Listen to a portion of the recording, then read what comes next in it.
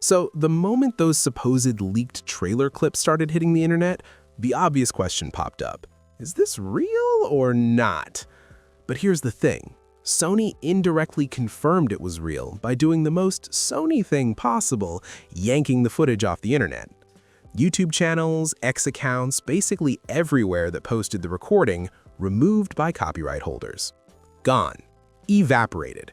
Snapped out of existence like Sony just found the Infinity Gauntlet in a filing cabinet. If you dig hard enough, you can still find it in some corners of the internet, but in this video I'm only showing a few frames, because now we're pretty confident the trailer is real and I'm not trying to speedrun a lawsuit. Now, is there a reason the leak is so low quality? Yes. And it's actually kind of fascinating in a somebody is absolutely cooked way. Two videos leaked. One showed about 1/3 of the trailer and the second showed about half. One of them has these huge black bars across it. According to a user on X, the leak came through an app/site where you log in, sign a stack of contracts, NDA, exclusivity, confidentiality, the whole sell your soul for early access package, watch trailers in advance, and then provide feedback, basically telling them what you thought of what you watched. And apparently, this particular trailer had something like 50 invisible watermarkers. That's why those black bars are there. The person filming was trying to cover the watermarks on the screen. Spoiler, probably not successfully. Whoever recorded this is so screwed, like my lawyer just fainted screwed, because they definitely signed multiple confidentiality agreements to access those trailers and then did the one thing those contracts exist to prevent, filming it. And I'll go further, there's a decent chance the person filming isn't even the one signing the contracts. It might have been someone sitting nearby, watching on a computer or laptop, pulling out a phone and recording secretly. That would also explain why the footage looks like it was filmed through a foggy aquarium.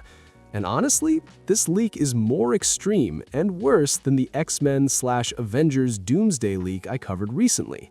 Because that Avengers teaser is like a minute and change. This Spider-Man trailer, it's 3 minutes and it reveals a ton. It shows multiple characters, big moments, way too much for what you'd expect from a first teaser. That's why my first instinct was, this has to be fake. It shows too much. But everything points to it being real. Even Daniel Richtman said the Spider-Man A Brand New Day trailer did in fact leak. And it got to the point where Forbes, a genuinely credible outlet, published a description of the leaked trailer, which is actually great because the images are horrible. You can barely tell what's happening on screen, and audio is doing most of the heavy lifting. So yes, we're leaning on Forbes' description to catch the details. Even in the age of AI, the circulating video looks legit, just unfinished. Forbes says the leaked Brand New Day trailer was recorded off a confidential website that hosts early trailers. The big reveal? That mysterious character played by Sadie Sink now seems to be a villain in the film, or at least a rival to Peter Parker. There's a frame of her looking like she's being captured, and we've already seen behind-the-scenes footage showing her character apparently being taken by authorities. And if the first trailer already frames her as a villain, that basically nukes those theories that she might be a Jean Grey, or a Mayday Parker, like Tobey's Spider-Man's daughter, or some secret legacy angle. To me, it reinforces other rumors that were floating around, but we'll get there.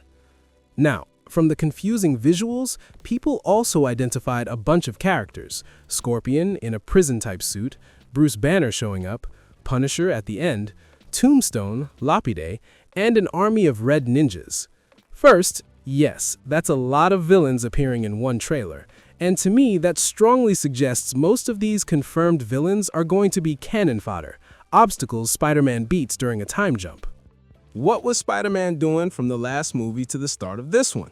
Apparently, cleaning house, taking down villain after villain while trying to balance Spider-Man life with Peter Parker life. Except nobody remembers who Peter Parker is anymore, so the Peter Parker life is basically just trauma with rent. Now, about those red ninjas, they're almost certainly the Hand. There have been rumors for a while that this mystical ninja clan would appear in the next Spider-Man movie.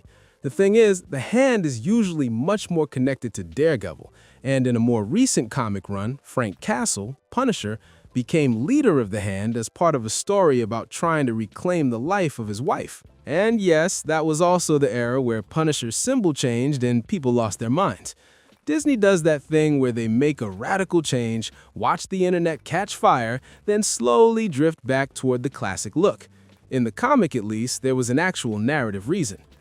The Hand were also major antagonists in Netflix's Defenders, and let's be honest, they were roughly adapted. So this is Marvel Studios' chance to fix what went wrong with their Ninja Clan in live action. And since the comic character Typhoid Mary has been associated with the Hand for a period, you could connect Sink's character to them. Maybe the ninjas work for her. Or the simplest answer, the ninjas are just another batch of obstacles Spider-Man fought during his time as a hero, and the movie won't devote much time to them, because again, the Hand is way more Daredevil-coded than Spider-Man coded. Does this confirm Charlie Cox's Daredevil will show up in Spider-Man 4? In my view, not necessarily. We'll find out.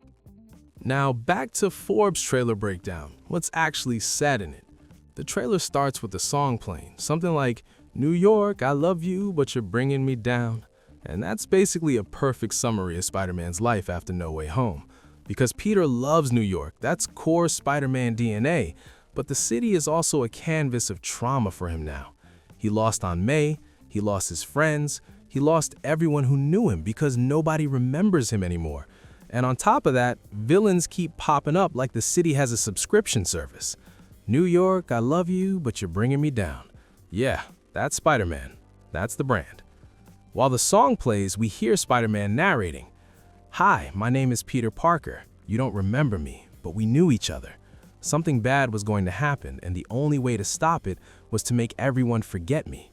I'm not just Peter Parker, I'm Spider-Man. And sometimes Spider-Man has to make the hard choices, even if it breaks Peter Parker's heart." That narration feels like a letter Peter wrote to MJ, trying to reconnect, trying to reach through the spell. And it suggests this will haunt him throughout the movie. He wants to reconnect with his friends, but he knows doing that could put them in danger. So Spider-Man is going to wrestle with that question again and again. Then we hear Sadie Sink's character say, "You're a mess, Spider-Man. Don't get in my way. Or it won't just be your friends who don't remember who Peter Parker is." This line plays over the image of her being arrested, and it reveals a lot. First, she's threatening him, so we assume villain, or at minimum, an anti-hero. "Don't get in my way" means she's doing something Spider-Man thinks is wrong and he's trying to stop it. But the most shocking part, she knows who Peter Parker is. So either she was immune to Doctor Strange's spell at the end of No Way Home, or she found a way around it afterward. Either way, that makes her extremely dangerous and could support a multiversal origin for her. After that, we hear who sounds like Tombstone saying, "Spiders have 3 life cycles, and between each cycle, the spider can be vulnerable to threats. The spiders who survive go through a kind of rebirth." That's interesting, because it doesn't frame Tombstone as a straightforward villain. It makes him sound like a strategist analyzing Spider-Man, which matches rumors that Tombstone won't be a simple one-and-done bad guy, but an antagonist developed across multiple films. Then we go back to Spider-Man saying, "Professor Banner, I need your help." And honestly, that's a little disappointing. In the first film, he had Tony Stark, even if he ultimately handled things on his own. In the third, Doctor Strange helped him, though Peter still made the final choices. I thought we were past the Peter needs a mentor phase. He doesn't need a new mentor, a new teacher, another adult holding his hand. But here we are. Banner's voice responds, "You're not one of my students." And according to multiple rumors from different sources, eventually Spider-Man, Peter, will actually face Hulk, Banner transformed. So it looks like they're doing the same pattern again. He starts with a mentor, then something goes sideways and he has to fix a huge mess alone. I expected Brand New Day to follow a different pattern after that ending in No Way Home, but for now, we're apparently stuck in the same loop. The trailer's ending reportedly has Peter saying, "Wait, what are you doing here?" And then Punisher replies something like, "saving." The visuals are too unclear to read properly, But this makes it seem like Punisher isn't going to fight Spider-Man first and then team up. It sounds like Punisher approaches Spider-Man already intending to collaborate, which is an interesting dynamic. Now, according to the coverage, we already knew Punisher, Tombstone, and Bruce Banner were in the film, but Sink's character being the mystery and being framed as a villain throws a lot of internet theories straight into the trash. For example, she's a new MJ. Doesn't fit. She's a new love interest. Hard to square with threats like that. She's Felicia Hardy, Black Cat.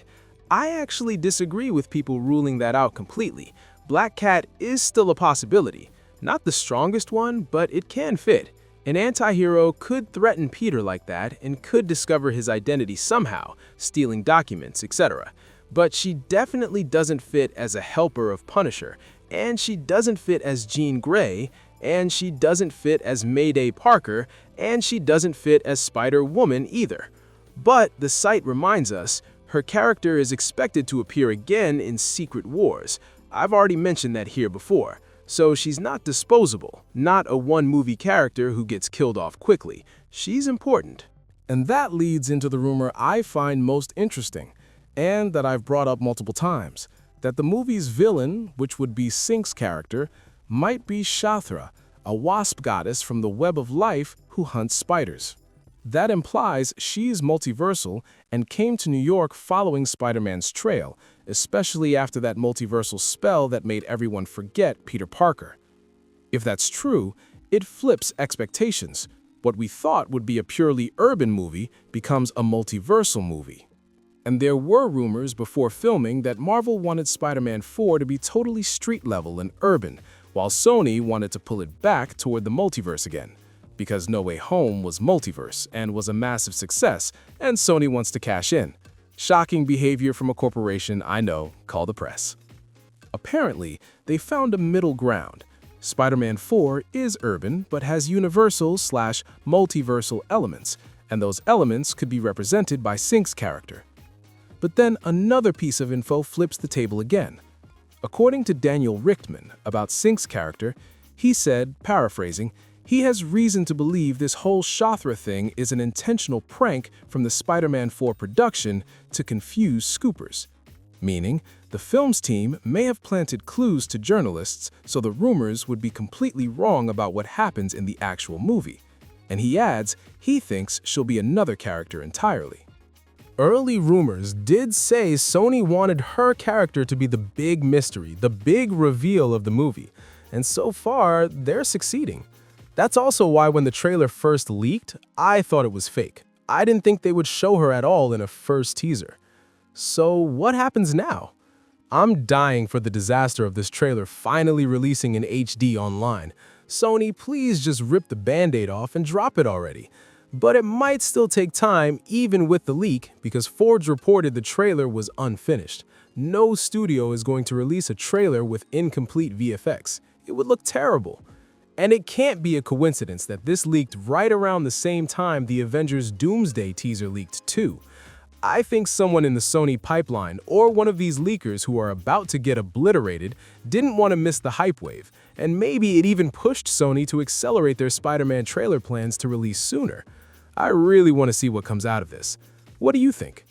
Secret phrase of the video is Spider-Man leaked. Comment Spider-Man leaked so I know you watched to the end.